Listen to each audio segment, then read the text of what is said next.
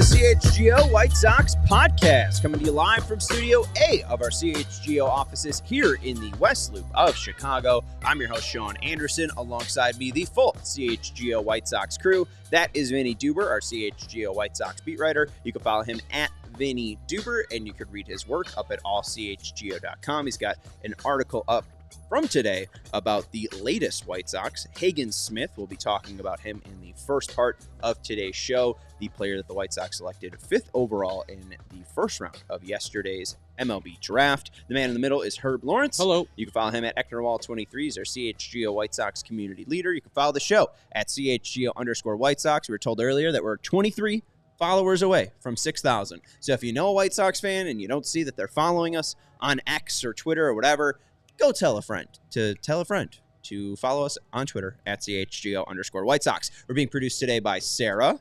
We're not alone today. We're not alone today, right? You're probably thankful that 2 other people are next to me, and it's not just me talking for 30 minutes. The Sean show yesterday. It was fun. Yeah, it was fun. It looked like you were having fun. It was a good show. I mean, I talk to myself all the time, so I mean, it's nothing. It's just now the day. cameras are rolling. Not a departure from what normally happens. But yeah, hit that thumbs up when we talk about Hagen Smith and the first rounder that they took with that pick. We'll talk a little bit about rounds 2 through 10 as well, and we got some exciting stuff this week along with our top 10 White Sox games. We'll be doing that show on Thursday. But if you haven't checked out, 21 through 25 of the best Chicago games are out. Ever. Yeah. 2 White Sox games in there, the Blackout game and the Field of Dreams game. So let us know your thoughts on that if you have any. How you guys doing? How was the vacation, Herb? How was Pennsylvania? Oh, I didn't go to Pennsylvania. You didn't go to Pennsylvania? No, I went to the beautiful city of St. Charles, Illinois, to witness a after engagement party. That's where I grew up. Yeah. Oh, you grew up in St. Charles. Yeah, I moved to the city when I was like 12. Did you pay homage to Sarah's pastime? Is there a statue? St. Charles? Oh, to Sarah? No, there isn't. At least I didn't Not see yet. it. St. Charles is a big Not city. yet. But yeah, I said what's up to my guy Rick Camp and his new fiance Sam. So congratulations to those people. It was hotter than Hades that day. I lost like 10 to 20 pounds yesterday. Did he do it outside? Well, he didn't do it in front of us, but I mean, apparently, yeah, he did it outside at one of their favorite places, and then came to the house where her sister lives. Her sister and her husband live, and we had a great time. Some cocktails. There's fancy people out there. I was like, I want to grow up to be these rich people. Herb, I'm gonna throw in a little bit of a correction real quick. St. Charles is not a big city. That out the window is a big city. Yeah, I mean it's pretty. I mean, I come from Wheaton, so. A population of 32,000 strong. There's got to be more people in Wheaton than there are in St. Charles. There are, but it feels like St. Charles is more spread out. Because I put like Geneva and Batavia together. It's pretty much all the same city. 20,000 more people in Wheaton than St. Charles. My hometown, Geneva, would probably not appreciate that remark. I mean, this is they all each have their own characters. Isn't it called Batavia has Tri-Cities? windmills. Geneva has Swedish people. Come and on, St. man. Charles has... And Batavia has some... the windmills, I already said. Batavia's got Fermilab, too. It does. City of Energy. With those, what are those, oxen? Bison. Okay. All right. Oxen.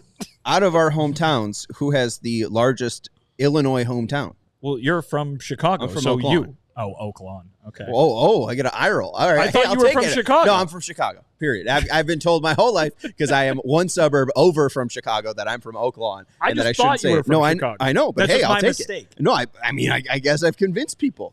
The greatest trick the devil ever pulled was, convincing people that he wasn't real. I mean, I know mine when I was growing up was like only 50,000. Wheaton.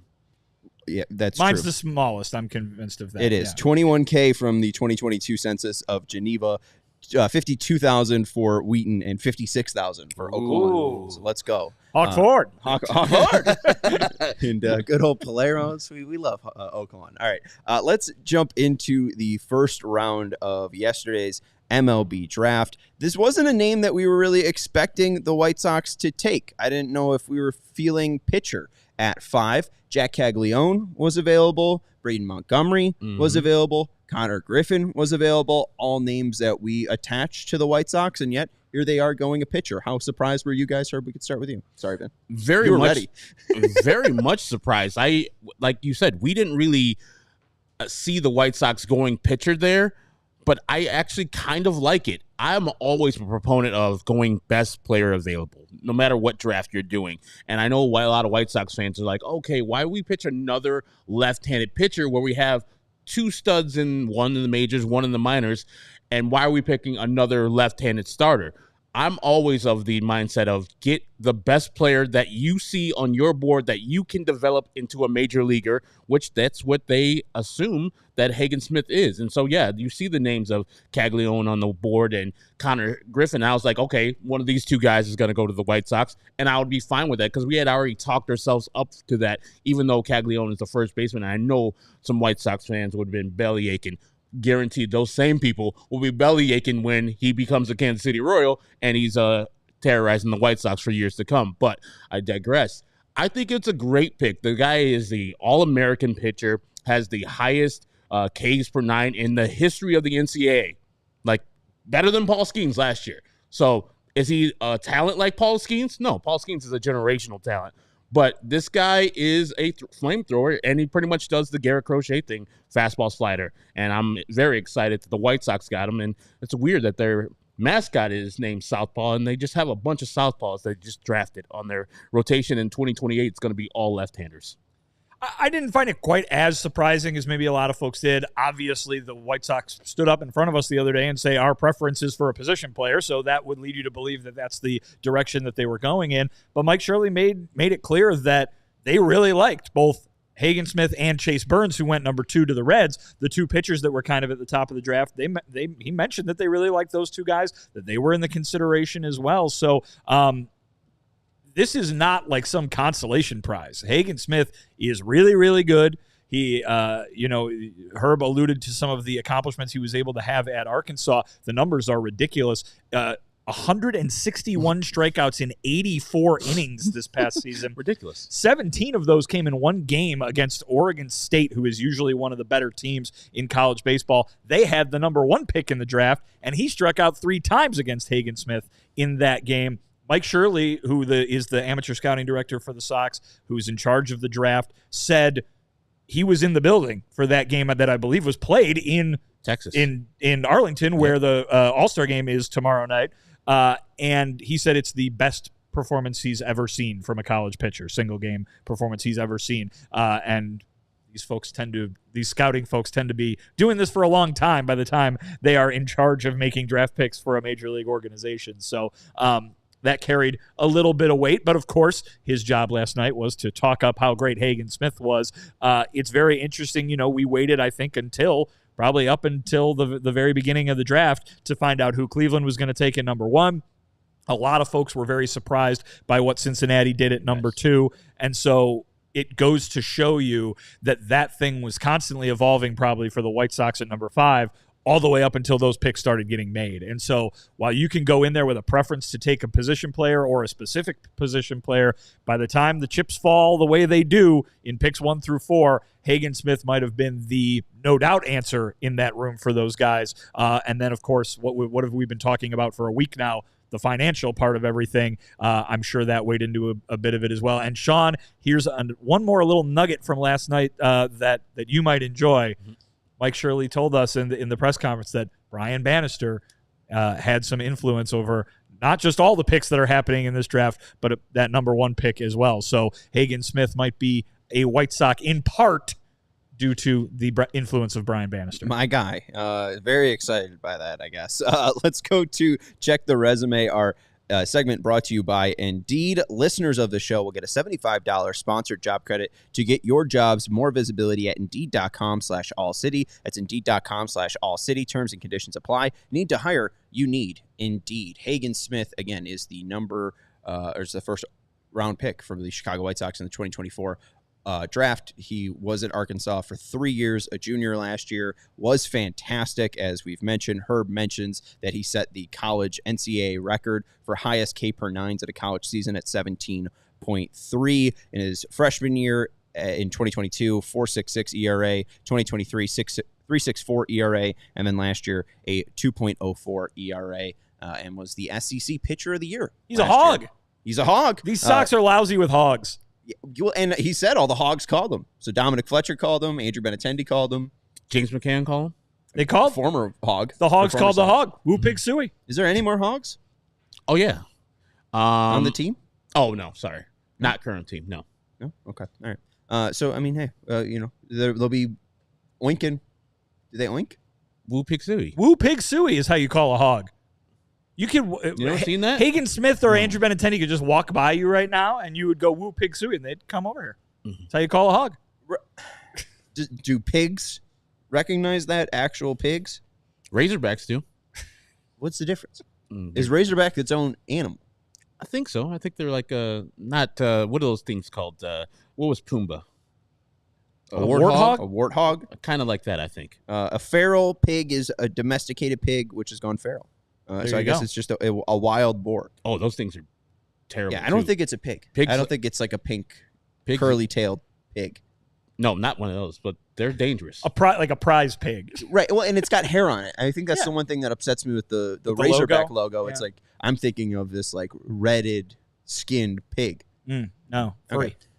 Okay. Anyways, he didn't strike out 15. Bro didn't strike out 15 in 5 innings versus Oregon State. It was 17.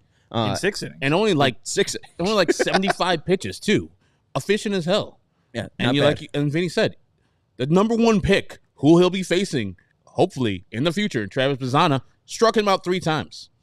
Yeah. And in 77 pitches, as you said. Not all the Bazzana, but in that game. Amazing. Six innings pitched, 3 hits, 17 Ks, 1 walk. TJ Stats, Thomas Nestico, has put together these great graphics showing Stuff Plus for pitchers. We've been using them for Garrett Crochet, and that one game was at a park with MLB StatCast, so we do have some StatCast data on Hagen Smith. He threw 36 sinkers. He sat at a velocity of 96.8 miles per hour. The Stuff Plus on that is 112.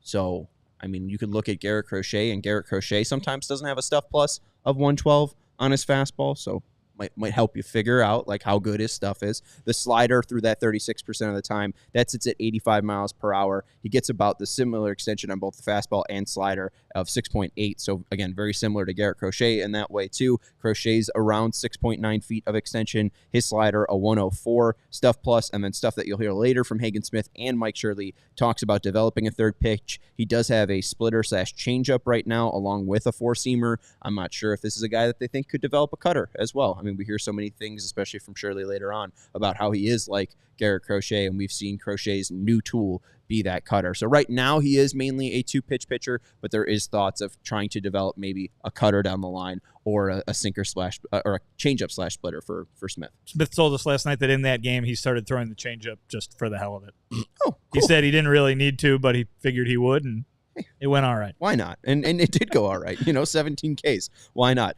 So are we at a break? Why don't we take a break, and then we'll play some Hagen Smith for you, and then we'll play some Mike Shirley for you. We want to let you know about our friends over at Ray Chevrolet. Choose Ray Chevrolet as your first draft pick and find the right Chevy and price for you. Visit our partner this July to shop the Freedom to Save sales event going on all month long at their location on Route 12 in Fox Lake or raychevrolet.com. As one of the top-selling Chevy dealers in the Midwest, you'll always be able to shop one of Chicagoland's largest Chevy inventories. Plus, you can find the perfect tailgating vehicle. Right now, you can get $12,000 off MSRP, $12,000 off MSRP on a new 2024 Chevy Silverado, or lease the new 2024 Chevy Trax for only $188 a month for 24 months, or cruise until July your own way and shop over 125 of their pre-owned vehicles for under $20,000. And you've heard of Ray Chevrolet, that means you've also heard of the Race Price Promise. Their guarantee is to make your next vehicle more affordable than ever, with no price changing,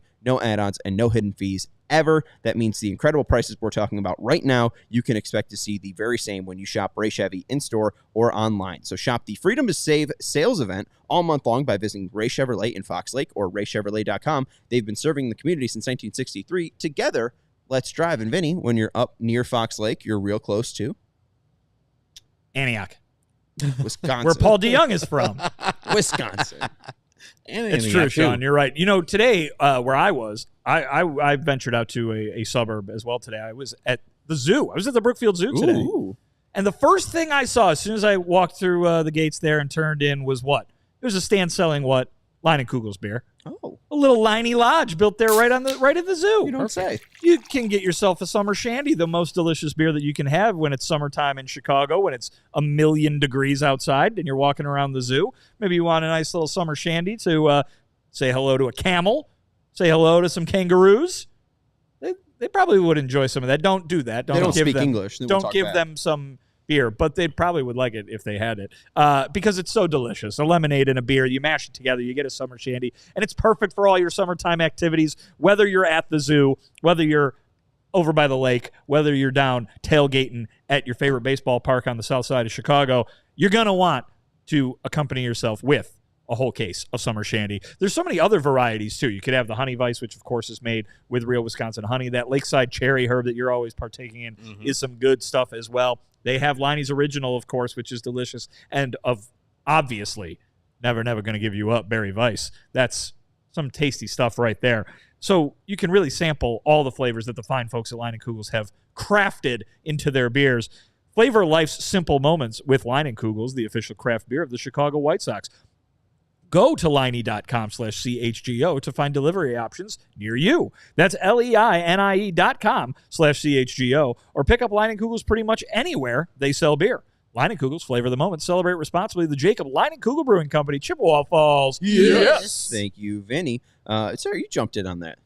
I just want to be a part of I it. love it. I like the it's surround sound. You It really really get is. the full picture. Stereo. All different You get it tones. in both headphones. All right, let's talk a little bit more about Hagen Smith. First off, let's hear from Hagen Smith. He spoke about how interested the White Sox were and if he even thought about if the White Sox were going to take him.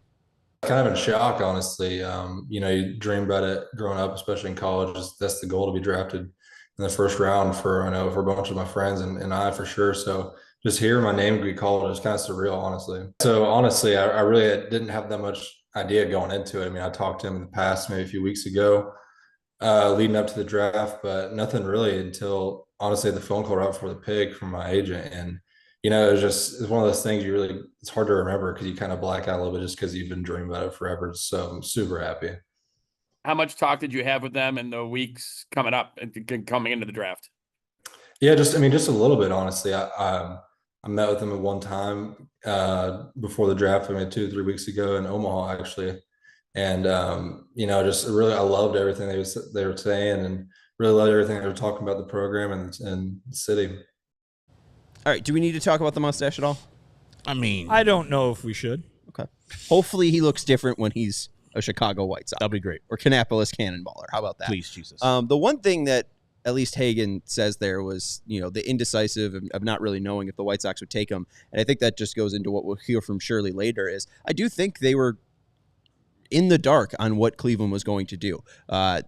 The more and more we got closer to 6 p.m., the more and more I thought it was likely that Travis Bazzana could fall to the White Sox. And here they are, the Guardians taking him number 1 overall. So that kind of immediately went off my board. I think Chase Burns going before them is kind of a good thing. The more I thought about it, I was told about the Monty Hall problem, which is you have 3 doors, and if Let's you pick make a deal. the first, right, you pick the first door, and then if you have the opportunity to change doors to pick either door 2 or 3, you take it because probability-wise, it's in your favor to switch your door. You don't really have the choice. There is no choice here. If you like Hagen Smith, you think he's the best pitcher available, which he was. There was no debating between Chase Burns or Hagen Smith. Hagen Smith was the best pitcher available. I think it's a smart move, especially with you see the follow-up in round 2, taking a prep high schooler. I think Hagen Smith makes sense for the White Sox because, as you mentioned, you want to get a player that plays in Major League Baseball. You don't know what your team's going to look like 2 years from now when Hagen Smith is on the Chicago White Sox. You're going to need a pitcher. You're going to need a starting pitcher for that team. It's fine, especially with how the later rounds 2 through 10 have unfolded. Well, I mean, here's the thing. Even if you view the first round as the only opportunity to get, one of those cornerstone pieces, and listen, it's baseball. They can come from any round. We know that. But even if you do think that way, you cannot draft based on need. And these guys don't, right? I mean, I'm sure there were a lot of people last night that were like, oh, man, they screwed this up. They didn't go get a bat to stick in the middle of their lineup. that's not what these guys or the draft room of any major league team is thinking when they're making these picks. I mean, listen, maybe with Paul Skeens, he's a very unique situation. The Pirates could say, all right, we're going to plug him into that rotation as soon as next year. But that's not how it works with almost every single other player out there. So you can't be like, all right, well, we got Montgomery, we got Caro. Who are we going to put at second base? We have to take a second baseman this year. Like, that's not how they do it because of exactly what Sean just said. You don't know what your team's going to look like in 2, 3, 4 years from now. So the idea is you give yourself the best player you can that gives you the best chance of that player reaching the major leagues and becoming an impact major leaguer.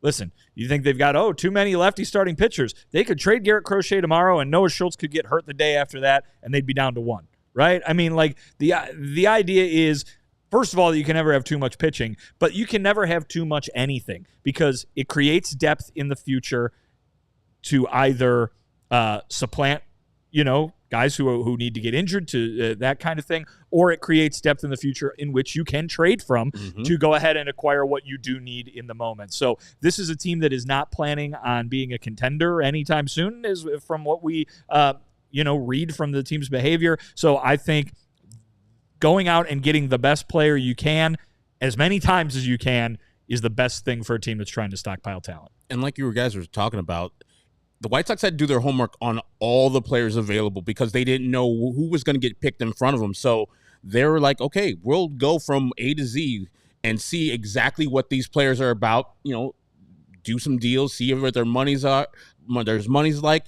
and Hagen Smith happened to be there. I'm sure there was some, hey, should we do Connor Griffin? Hey, should we do Jack Caglione?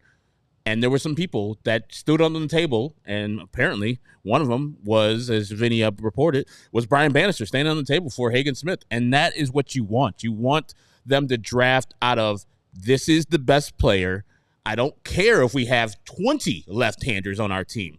This player will be a major leaguer. Because if you pick just a player who's a second baseman because you have that need at your major league position, as Vinny talks about, these guys are 3 to 4 years away from the majors anyways, and you don't know what your team's going to look at that time. Maybe there's a free agent that's available 2 years from now that you're just picking a second baseman. It's like, it's a perfect fit for us to have that guy at second base. And now you have the draft pick a couple years ago from a second baseman. You're like, what's this guy doing now? Type of thing.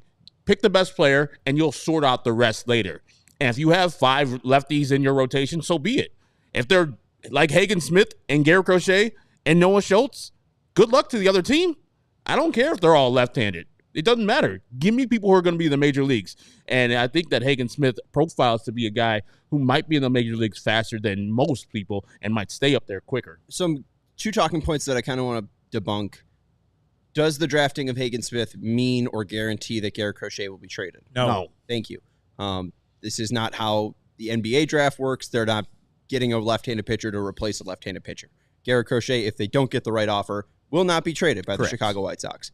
And then the other thing, too, I saw this brought up, and it's like the White Sox have a type, and it's left-handed starting pitcher. And I think they think that there is a little bit more of an edge maybe to gain by taking some of these left-handed pitchers, especially the ones with higher upside. But I don't know if they have a knack for developing left-handed pitchers or if they've just taken left-handed pitchers in the first round. I've seen the example of Sale, Rodon, Schultz, Crochet. Is it first-round talents or the White Sox knowing what to do with left-handed pitchers? I think from the White Sox standpoint, it's both, right? Obviously, you have to take a good player for the player to be good. Right. But and they're different groups, too. I mean, the group that took Sale and Rodon, completely different from the group that took Crochet, Schultz, and now Smith. That is correct. But Mike Shirley pointed out last night that they think that this is something that they do well, is turn these really good left-handed pitchers into great left-handed pitchers. He mentioned Chris Sale. He mentioned Garrett Crochet. He mentioned Noah Schultz, who obviously isn't in the major leagues yet. He's not even in AAA yet. But he's thinking that this is a bit of a hot streak that they're on. And we can debate the finer points of such a claim because Chris Sale was drafted almost 15 years ago. But the idea that they know what they're doing when handed this kind of, let's call it a raw material, if they're confident in that, then good, keep going to the well, right? Because the idea that they are giving themselves major league quality starting pitchers by drafting a really good lefty at the top of the draft, good. If they can keep hitting on that, good for them, because that's what you're supposed to do, is by using these picks that way, is turning them into major league talent, and major league talent that can last a long time. Now, two of the three guys that I just mentioned have thrown a grand total of 100 innings as starting pitchers in the major leagues, and that's by one guy this 1 year. Chris Sale hasn't been a White Sox since not 2016, and Noah Schultz is in Double-A. So obviously, there's plenty of reasons to be skeptical of such a claim, but confidence is key. And if they are confident that they can do with Hagen Smith what they've done with some of these other guys, good for them, because the name of the game is developing guys the way they developed those previous players. And why not lean on a strength too? Like, you see development from your pitching staff, whether it be a lefty or a righty starter. And we've talked about the White Sox farm system really not producing a lot of position players throughout the time before Mike Shirley. And now we're during his infancy of his draft time. So we haven't seen enough players come through the system that are his. So yeah, if you have a strength that you see and that you have developed into an actual starter like Garrett Crochet, you got to lean on your strengths and not just go the other way. But I think also that Hagen Smith was the clear-cut best pitcher, and maybe in their mind, the clear-cut best player available at that position. So, yeah, he happens to throw from the left side of his body, but I don't think that really 100% factored into it. But, of course, Mike Shirley said, yeah, we do that well. I mean, but what's the difference between a left-hander and right-hander? I mean, one of them throws with their left hand and one throws with their right. Michael Kopech, it's all the same movement. As somebody says in this, you got the Cleveland Guardians. They have a bunch of lefties coming up. You face them 13 times a game. That's a lot. And you might have Hagen Smith face them in a 3-game series. That is a lot. That's a lot of times where they're torturing your right-handed pitchers. If you have a dominant left-handed pitcher out there facing the Cleveland Guardians, shutting their offense down, you're pitching to your strengths, and you're pitching to who your division has. Because those are the people who you're going to be facing. If he starts 2 games against Cleveland, that's 1.2% of their games. I don't think I get. And the Royals too. Sean, I get what you're saying. I don't think they said, well, Hagen Smith's a lefty, so we got to take him over all these other guys. I don't think that's what happened. No. What I think is they see a tremendous talent here, a guy who was just fantastic in college, a guy who they can envision being a mainstay of their starting rotation, if not the leader of a starting rotation, right? And they say, you know what's a plus? He's a lefty, and boy, we've had some success with those lately, so let's throw that another point in his column, kind of thing. I don't think you need to worry about the White Sox simplifying it to the point of we need to take a lefty pitcher every year because that's our thing. I think it's, hey, what do you know? Another lefty pitcher happened to fall to us. He's really, really good, and hopefully he'll be as really, really good as Chris Sale and Garrett Crochet. I hope so. Again, they're first-round talents. All those other guys were first-round talents. He's a top 5 pick in Major League Baseball, in the Major League Baseball draft. I mean, he's got the talent, and we'll hear from Mike Shirley about how close he is to the Major League level in just a second. Let's take a break. Herb, why don't you let the people know about our friends over at Sunnyside? Our friends at Sunnyside Cannabis Dispensary are here to elevate your summer. Sunnyside is your home for judgment-free cannabis shopping. They have a crazy selection of over 100 different strains to choose from with easy online ordering and in-store pickup. Whether you are in Illinois, whether you're down south like Champaign or as north as South Beloit, Sunnyside's got you covered. Stop in the store that's nearest you for expert guidance from their staff, or select from quality lines like Cresco or Floracal. Here for the summer is Good News Tea Time Disposable Vape, bringing that classic lemonade flavor that's perfect for the golf course, because we all need a little help staying loose on the green. I know the next time I'm at Sunnyside, I'm picking up some Friday from Good News, and you can too. Go to sunnyside.shop and use the code HICHGO at checkout for 35% off of brands like Cresco, Good News, and more to elevate your purchase. Sunnyside Cannabis Dispensary, bright buys every day. Only for 21 plus or Illinois medical card holders. Bless you, Vinny. Thank you. Sorry about that. All good. We also want to let you know about our friends over at Mando. I'll keep it 100% honest with you guys. I thought we were going to be doing our top 10 White Sox games today, and there's a lot of games from the 2005 World Series. That's why you're wearing your hoodie. That's why I'm wearing my hoodie. What was a bad idea today? Wearing a hoodie. Wearing a hoodie. It's 88 degrees, and it was 92 degrees And earlier. humid. I am sweating, and thankfully I have Mando, because while there is sweat currently going on my body, Mando is stopping it from stinking. And here's why. Mando doesn't cover up odor after the fact with heavy fragrances like other certain deodorants. It stops odor at the source by blocking the bacteria on your skin from eating your sweat. So that's what's happening under this lovely sweatshirt, is Mando is stopping bacteria from eating my sweat. How lovely and nice of a drive Wow. we're probably having. And that bacteria is the cause of actual BO. So what does it mean? It means that Mando is clinically proven to control odor for up to 72 hours. It's a very long time. Thankfully, I won't be around Vinny and Herb for 72 hours without showering next. So I will be, smelling good as tomorrow as You'll well. be fresh as a daisy for tomorrow's show. You know it. And you can smell as fresh as a daisy by using code CHGO over at shopmando.com. Mando's starter pack is perfect for new customers. It comes with the solid stick deodorant, the cream tube deodorant, and 2 free products of your choice, like the mini body wash and deodorant wipes, and free shipping. And we have a discount code to help you get hooked on our favorite smelling whole body deodorant on the market. New customers get $5 off a starter pack with exclusive code CHGO. That equates to over 40% off your starter pack. Use code CHGO at shopmando.com, SHOPMANDO.com. All right, let's go and talk to Mike Shirley, or hear from Mike Shirley. He starts off by talking about the process that led to Hagen Smith being the pick at 5th overall. There was a lot of movement in the first 5 picks. I mean, it was a delayed process a little bit with Cleveland. Everybody in the industry was waiting for the the Guardians to set that parameter. Hagen was the guy that was a real target. During the meetings in this previous 10 days, we've talked about the extensive arsenal Hagen brings to our ball club, and it's going to make an impact. Our success with the Chris Sales of the world, the Garrett Crochets of the world, the Noah Schultz of the world, this is another piece of the same puzzle that we have success with. And as you start to build out a rotation, these pieces are coming together. You guys know that the guys that take that mound on that starting rotation is a key and integral part of building a championship club. We are starting to make a move into that process where we have real pieces that are going to make a difference for the White Sox. And we couldn't be more excited having Hagen Smith into this organization, and most importantly, the human, the competitiveness and stuff to make a difference for the White Sox.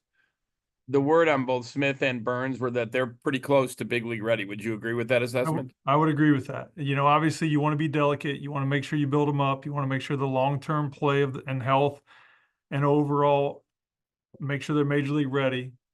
But the weapons, the arsenal is real. These guys are, most importantly, they're elite athletes with elite stuff. Hey, Mike, I just wanted to ask about Caleb and just what you saw there, what you like about him. Most importantly, impact tools. We got a player that, obviously, if you understand what the White Sox do at the amateur level in the summer, we are the Midwest representative of an area code program. We take, the top high school players out of about 17 state sector to California every year to play. We're in the dugout with them. We coach them. We're around them. We surround them in this pro environment.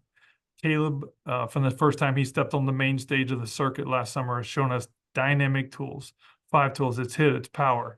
He was one of the best players on the circuit last year. Our scouts were super excited about him.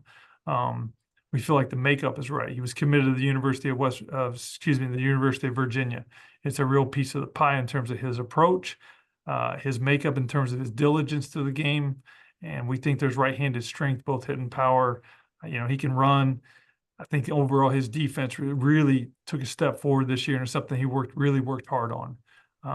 Cold weather player who we think's got a runway to continue to grow significantly when you look at ceiling of the player. And about that defense, do you see shortstop, third base? Yeah, we want to send him out as a shortstop and want to exhaust every avenue to keep him at that position. Again, up the middle field player with bat ability. Those are the type of profiles that we continue to try to attack. What was that process like, trying to watch how everything unfolded with those 4 picks leading up to where you guys were at with 5? Yeah, and I think the industry as a whole, when you look at how that thing was going, I think the industry as a whole liked a group of about 10 players, and it was really close on that top 5, 6, 7 players. So, you were there's a lot of monetary values being factored into that. It was delicate. The Guardians, everyone in the league was waiting on the Guardians to make that selection. It got tricky. There were a lot of opportunities that we examined, but we were super excited about Hagen. So he was a target amongst that group of players. Shirley later discussed about how high school players wanted a lot, and you were surprised I included the stuff about Bonemer. In the second round, the White Sox ended up taking Caleb Bonemer from Okemos, Michigan, with the 43rd pick, and he is a prep high school shortstop. And again, as Mike Shirley mentioned, he was on the area code team that the White Sox run, so they've gotten an extensive look at him. And my thought on why I included that and just looking at the 5th pick and then Shirley talking about it, we thought going into the day it was going to be Caglione or Griffin. So if they're in that spot at 5, deciding between Caglione and Griffin, and they want Griffin, is there a conversation there goes to, again, Burns is already off the board. We don't have to decide between pitchers. Do we like the pitcher more or the prep player? And then also, what prep players can we get in the second round? So I think it might have been a mix of these are the best 2 players we can get. We can get a prep player who we think is similar to Griffin that people might be sleeping on in Bonemer, and we can get a top 6 player, as Shirley mentioned, and secure Hagen Smith. I think this draft played out to them not having so much interest in Caglione. I think that's maybe what I took away from it is, maybe their interest in Caglione was less than Hagen Smith, obviously, and the fact that, they can get a player that's similar to Griffin in the second round is why we saw Smith and Bonemer. I mean, maybe. I think, let's put it this way. What you said is definitely a possibility of the way it played out. I think the idea is that you have to think of all the possibilities it could have been. Maybe they couldn't get a deal done with Caglione. Yeah. Maybe they couldn't get a deal done with Griffin. Maybe and those are possibilities. Maybe Hagen Smith, once they got to number 5, was like, oh, well, that's the guy at the top of our board. We're willing to negotiate with him, and that's going to be good. But listen, Shirley said last night, we played the financial game in the first round. So, I mean, obviously they were taking that stuff into consideration when they made this pick. Obviously, they're taking into consideration what you're talking about, the rounds that come after it, right? It was truly described, the draft process last week when Mike talked to us ahead of the draft, as a puzzle that gets put together. And I think by now, folks who have heard us talk about this are well aware that the MLB draft is just a completely different beast than anything else, certainly than the NBA or the NFL versions of this. It's not take a guy who you think is going to start for you next year. Not only are you developing a guy over the course of several years, but you got to spread your money out over the course of several rounds. If you got a guy in the second round you want to pay more, well, you got to find a guy in the first round you got to pay a little less, or vice versa, right? There's a guy you want in the first round, man, you got to go over slot for him, fine, do it, but that means you're not getting the guys that you might be able to or you might have wanted to get in the rounds that follow. You saw picks around the White Sox's pick in the second round, which was number 43, yep. I believe.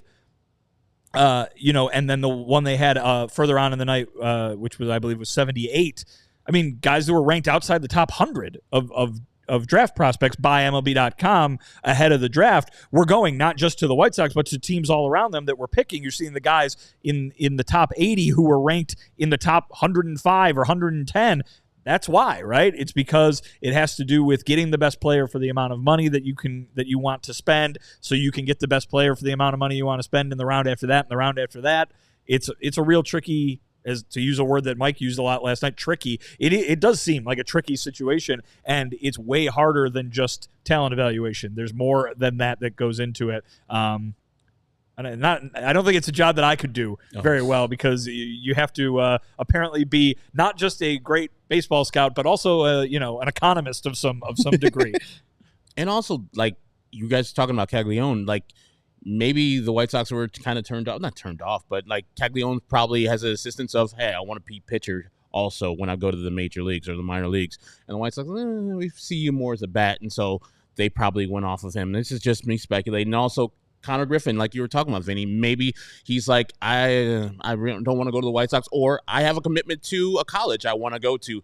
And so you picking Connor Griffin is not a smart move if he's more dedicated to going to his college instead of going to the major league. So there's a lot of things in there. And I think at the end of the day, they got what they wanted, and maybe it would maybe been reversed. They probably liked Connor Griffin much more than the Bonemer kid, but they probably didn't see that much of a difference between the two, and getting the guy that they already have familiarity with and that knows their system is probably a good thing for the White Sox. And they got the best pitcher that they think in the draft. I mean, some say Chase Burns, but I think the White Sox, if Chase Burns and Hagen Smith were there at the same time, I'm thinking they're still picking Hagen Smith. Yeah, it'd be interesting to hear what they would feel is who the better pitcher was. But again, Burns wasn't out there for them. All right, just to wrap up the rest of the picks, I do have more on Hagen Smith, but with the third pick, the pick with the Gregory Santos trade, the White Sox selected Blake Larson, a left-handed pitcher from Iowa, did play at IMG Academy down in Florida. He was another prep player. The third pick, they went Nick McLean out of Arizona State. He's an outfielder. He is the brother of Matt McLean of the Cincinnati Reds. With the fourth pick, they went with Casey Salk out of Virginia. He's an outfielder who bats right-handed. Fifth round, they went with Sam Antonacci, who is a local product infielder. He's a left-handed batter and a right-handed thrower. Currently played third base at Coastal Carolina, but before that, he was playing in Norman, Illinois at Heartland Community College. He's from Springfield, Illinois. Then sixth, they went with Jackson Appel out of Texas A&M. He's a catcher, a switch hitting catcher. Seventh overall, they went with Phil Fox out of Pittsburgh. He is 5'9" and 183 pounds. This is the write-up from Joe Doyle. While Fox is a smaller pitcher in stature, his stuff and production on the mound dwarfs most other arms in the Northeast this spring. It's a reasonably low launch, mostly due to his size and above-average extension that has produced a ton of whiffs on his low 90s fastball. Fox will grab 94 and sit at 91 to 93 with a fastball that explodes out of his hand. So a very, very tiny guy in Phil Fox, but might be able to pop 5'9". Don't short him on that inch. You're looking at the size of Phil Fox right now. Please I am 5'8", 190 on my driver's license. Please tell me his name is spelled Philphos. No. Phil Fox, like Fox's Pizza. Aaron Combs was the 8th overall pick. He's a pitcher, right-handed pitcher out of Tennessee. Jack Young, a right-handed pitcher out of Iowa, was their 9th round pick, and then in the 10th round, they went with Cole McConnell, outfielder, left-handed outfielder from Louisiana Tech. Some things that I do want to bring up involving this, James Fox says, and I think Mike Shirley just spoke today. Mike Shirley noted that they saved some bonus pool money space to be aggressive early on in day 3, but it seems like they've spent pretty close to their bonus pool overall. And that's the thing that kind of sticks out to me is rounds 4 through 10 aren't that exciting. Phil Fox is a fun story, but there's not really any intriguing guys. It seems like rounds 4 through 10 were fairly cheap. So I guess my big concern is, is this the right strategy, maxing out near your max with Hagen Smith at 5 overall? He'd probably sign likely to $7.7 million or whatever the slot was, and then getting 2 prep players in the second and third round. It seems like the second or rounds 1, 2, 3 really have an intense focus for the White Sox, that those picks have to be more right, because we saw the White Sox be aggressive in the 7th round of last year's draft. They got George Wolko. There's no real pick like that in this draft so far. We'll see how it plays out. I mean, you ask, is that the right strategy? Problem with the Major League Baseball draft is I'm not going to be able to answer that for another several years. Yeah. So that's the fun of the Major League Draft. All right. Some Hagen Smith comps that I do have. You mentioned the Paul Skeens comp and that he's not Paul Skeens, which is true. Paul Skeens, 122 and 2/3 innings at Louisiana State in his final year, a 1.69 ERA, but the strikeouts per 9, 5.3 compared to Hagen Smith's 17.3. That can't be right. 5.3? 15.3. Okay, so 2 Ks per 9 more than Paul Skeens, but the whips are completely different. 0.750 for Paul Skeens and Hagen Smith at a pretty inflated 0.893 whip. What a bum. Right? Smith does have some control issues that the White Sox will need to work on. 3.6 walks per 9 last year, so was able to strike out a ton, but walked a decent amount. Hey, man, if you're striking out 17 per... In 77 pitches, yeah, too. Exactly. And then giving up only 3, I'll take the walks, man. Yeah, and only 4.4 hits per 9, so very good at just not being hit. I think the best comps that I could find for him, we've heard some Chris Sale, Garrett Crochet, Carlos Rodon stuff. I think he might be a little Spencer Strider-y. Has a lower arm release like Strider. Strider now is a fastball slider dynamite. And Strider is a guy with near 70 grade fastball and slider. That is similar to Hagen Smith. Hagen Smith's graded fastball and slider, according to MLB Pipeline, 65 and 65, when Strider was the 24th prospect in the Brave system, which is insane. It was a 4th rounder, a fastball grade of 65, and his curveball, which then turned into a slider at 50. So I do think that he has a little bit of Spencer Strider in him, and I also think he might be similar to Josh Hader. He's got a sinker that he uses from the left-handed side and has obviously that big slider. I think he does have a little bit of a profile that's similar to Hader, a little more compact than Hader. Hader's very lanky, very long. Hagen's a little bit more tight. So maybe if Carlos Rodon threw a sinker like Josh Hader would be my comp. Strider's got a much longer mustache, though. He does. Yes. Oh, yes. You didn't have to bring out the mustache. You're going back to it. I'm complimenting Spencer Strider's mustache. And not Hagen Smith's. And I don't know anecdotally, it just seems like having Tommy John like he had in his junior season of his high school is better than not having the injury, because more than likely you're going to have Tommy John, especially if you throw it this hard. I mean, Garrett Crochet's already had it. Like the guy you just talked about, Spencer Strider just had it. It's more than likely, you're probably going to have it, so have it early. Like Lucas Giolito had it in his, junior season also, and then now he has another one. So it's like, just get that injury out of the way, get the surgery done, and then he came back a little bit better than he was before. We'll see. Seven no-hitters in high school. I think it's a Texas record. That's not bad. More than Michael Kopech, more than Patrick Mahomes. More than Roger Clemens. Do you think that Hagen Smith could be the quarterback for University of Arkansas today? I mean, it's the SEC. It's real tough, but Arkansas is not that great. We had I think it was Luke, one of our guys, shout out that James McCann also a hog. Dallas Keuchel also a hog. Yeah, yes. DFA'd by the Brewers already. Yeah. When did that happen? They spent $1 They spent so much money on it. What the hell? Let's see what. He was DFA'd 1 day ago, and he was DFA'd after 4 starts. The 5.40 ERA. It's not bad. It's not the worst. A 1.86 WHIP. No, that's not great. Nope. The ERA was much higher when he left the White Sox. I mean, he literally pitches like a 1980s pitcher. His K per 9 is 5.9, and his walk per 9 is 4.3. He literally is just. The man has a Cy Young award. He's probably not getting the ground balls he used to get. No. Now those ground balls are turning into line drives and home runs. He's not throwing strikes, which is a big issue. All right. Let's talk a little bit about the All-Star game that's coming up. Any other thoughts on Smith or the draft? No. Okay. I mean, just listen. This guy's a big deal for the White Sox. As the rebuild goes along, he is going to be as focused on as Montgomery, as focused on as Caro and Schultz. I mean, this was, and really whoever was picked at number 5, this is the case. But this was a massive opportunity for the White Sox to add a top of the line talent to their minor league system. It doesn't mean he's going to be here next year, but it means that this guy is going to be as big a part of what Chris Getz is building as anybody else, and the attention will continue to be high on him as he moves through the minor leagues. And I wonder if he will be not fast-tracked, but if he just graduates from the minors quickly. I mean, Garrett Crochet didn't pitch, but it was a different year in 2020 in the minors before he pitched in the majors.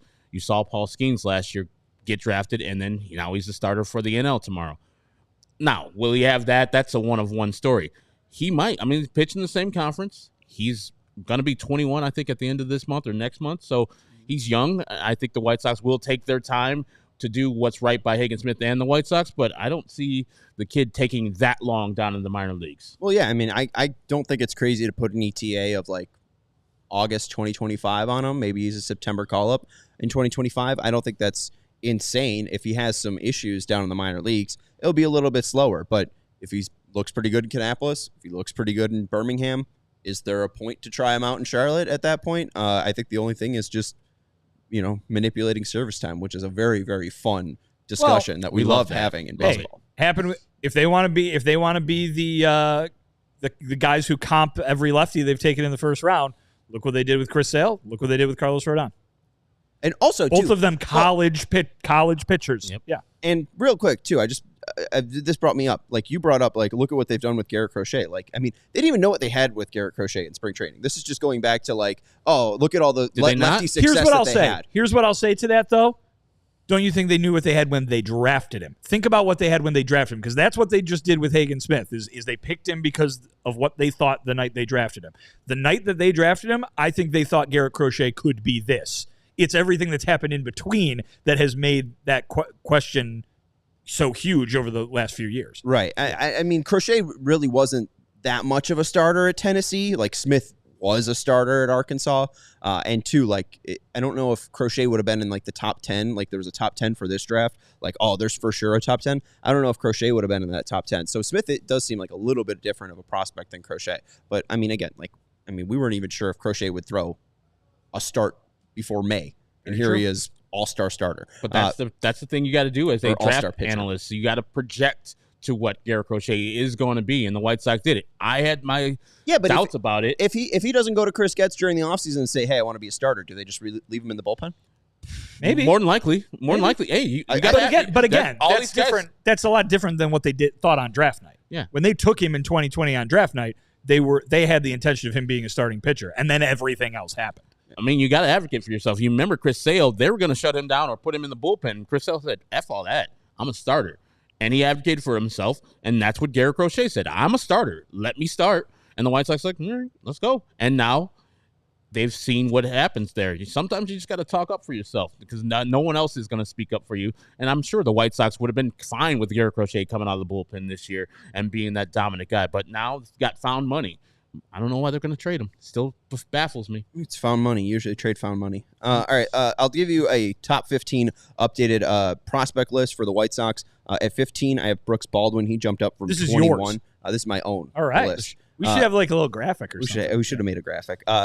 Brooks Baldwin's up from 21 to 15 now at AAA Charlotte. Brooks Baldwin seems like he might be poising for a 2024 Major League debut with the Sox later on after the trade deadline. At 14, I have Grant Taylor. He slid down from 11 just because he's dealing with a lat strain, and it seems like his progress in the minor leagues will be delayed, but he is a very exciting prospect. At 13, I have Kai Busch, newest member of the Charlotte Knights. He's done fantastic in Birmingham and is now getting the promotion. He was a part of the Lucas Giolito and Reynaldo Lopez trade. At 12, I have Jonathan Cannon. I think that he probably should be 11 at this point. He probably is also graduated. I don't even know if he should be on this list.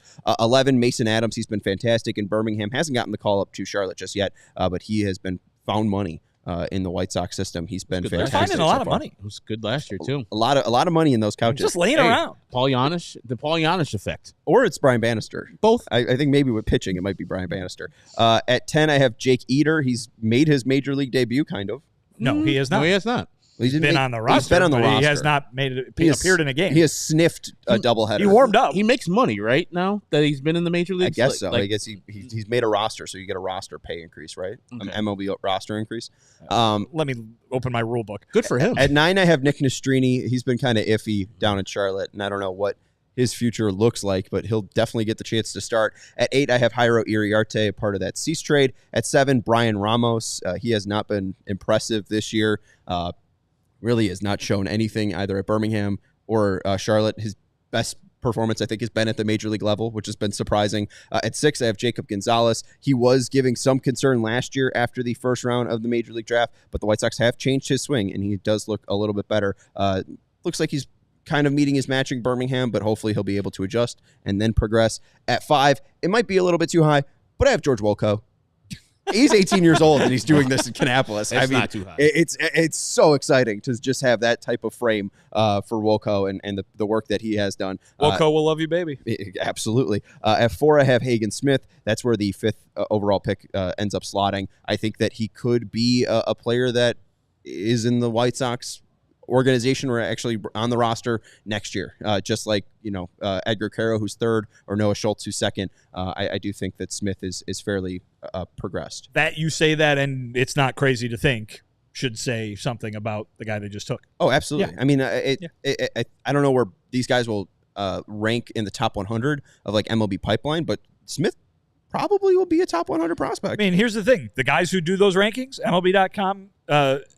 Their pre-draft rankings of draft players, Smith was the highest rated pitcher. They had Smith rated ahead of Chase Burns, who went 3 picks before him in the draft. I'll take it. 3rd, I have Edgar Caro, who's now up at AAA Charlotte. He's been fantastic, and it seems like he has the possibility of being the opening day catcher in 2025. At 2, I have Noah Schultz. MLB Pipeline now has him ranked higher, I think, than Colson Montgomery, or Baseball America has him ranked higher than Colson Montgomery. I still have Noah Schultz, 2, and then 1, I have Colson, mainly because Colson's a position player, and Noah Schultz is a pitcher that we'll see every 5 days. So I still have Coulson as the number 1 prospect. But if you had Hagen Smith at 3 above Caro, if you think that he's just as valuable as Noah Schultz, I don't even know if that's crazy. Hagen Smith, I mean, he's got a lot of interesting characteristics about himself. All right, let's talk a little bit about the All-Star Game and the Home Run Derby. The National League All-Star starting lineup was announced. Ketel Marte will be leading off and batting second. Shohei Ohtani batting second at the DH. Batting third, Trey Turner at shortstop. Batting fourth, Bryce Harper at first base. Batting fifth, William Contreras at catcher. Batting sixth, Christian Yelich in right field. Batting seventh, Alec Boehm at third base. Batting eighth, Teoscar Hernandez in center field. And what a story. Former first prospect in all of baseball. Jurickson Profar, finally at like 31 years old. Starting in the National League All-Star Game for the first time in his career, and he'll be playing left field. Paul Skeens will be the starting pitcher for the NL squad. The American League starting lineup is as follows. Stephen Kwan leading off in left field. Gunnar Henderson batting second at shortstop. Juan Soto in right field batting third. Aaron Judge batting fourth in center field. Yordan Alvarez at DH batting fifth. Batting sixth, Jose Ramirez at third base. Batting seventh, Vladimir Guerrero at first base. Batting eighth, Adley Rutschman at catcher. And batting ninth, Marcus Semien at second base. Unfortunately, Bruce Bochy has made the decision to go with Corbin Burns as the starting pitcher for the AL and not Garrett Crochet. Are we surprised? No Crochet for starting pitcher. No. I think if you look at the national consensus, this kind of surprised me of late. You know, you got a lot of folks doing their like mid-season awards, posting stuff like that. Decent gap between Garrett Crochet and some of the guys that are being picked for the AL Cy Young Award, which I think is kind of interesting. Obviously, Crochet is getting plaudits for what he's been able to do, but I would think that Garrett would be right there. I mean, I would think he would deserve consideration to win the thing. I think it's probably because the White Sox and whoever acquires him, if somebody does acquire him, are pretty much already forecasting that he's not going to pitch as much as he has done before, and so the odds are probably not in his favor. But I would definitely take a flyer on Garrett Crochet being the American League Cy Young Award winner if he continues with this path and he doesn't do the 2 innings he did on Friday, which was a pleasure. The only thing that was pleasurable this weekend versus the Pittsburgh Pirates, except for that 7th home run by Andrew Benintendi. Let's go. 3 more. Sorry, Sean. I mean, he's going to be a sub 200 hitter with 10-plus homers. I mean, like, I can't believe that they signed that guy for $75 million for the reason that he gets on base and can make great contact, and he's going to be hitting below the Mendoza line. And the only reason why I know Mario Mendoza's name is because he's bad. Yes. But also, you're talking about Garrett Crochet not getting the nod. I mean, I think they're just giving it to what is seen to be a better pitcher on a better team in Corbin Burns. I would throw Garrett Crochet in that first inning because you have a couple lefty/switch hitters on that National League team. You're thinking about strategy for the All-Star game? Hey, got to win the All-Star game. Hey, Garrett Crochet, he's already said to Shohei Ohtani, hey, you can't mess with me, man. Come on now. Hey, we grew up in the this time it counts era. We're always trying to win the All-Star game. I guess. Congratulations to you guys on that. I'm not too upset by it. He's going to pitch in the All-Star game, which is all that matters. So as long as we see a good outing from Crochet, that will be cool. And I hear your part too, but I think most people are, at least when you're looking at the Cy Young Award, you have to think like, what is this guy going to do in the second half? And we don't know. I mean, very good point. We know that he will be the 5th starter for the White Sox coming out of the All-Star break, right? Like there'll be 4 other starters before him. But will he make it to that start? Will he be a White Sox by July 23rd? We have no idea. And that's the painful thing about Crochet. I'm excited to see him in the All-Star game, but again, we don't really know what that will look like, at least workload-wise. All right, Home Run Derby is tonight. Do you have a favorite for the 2024 Home Run Derby? We do have the adjusted rules as well. I don't know if this makes you more inclined to watch, less inclined to watch. You're just going to watch no matter what because it's the Home Run Derby. I'm probably going to go with Bobby Witt. I think, Vinny, you picked him as the MVP beginning of the year. He's nothing short of spectacular. This guy just, whatever he does turns into gold, and he's back in his home state of Texas. I think he's going to show out tonight.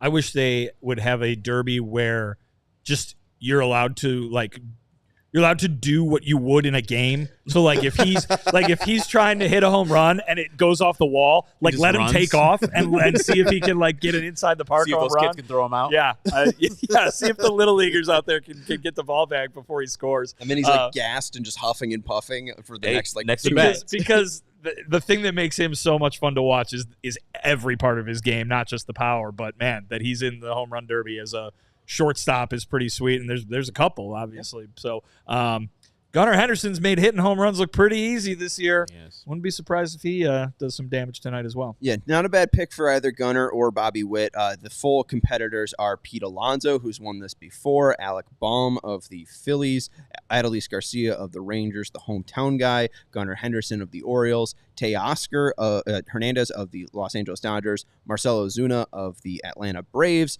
and then Jose Ramirez of the Cleveland Guardians, along with Bobby Witt Jr. of the Kansas City Royals.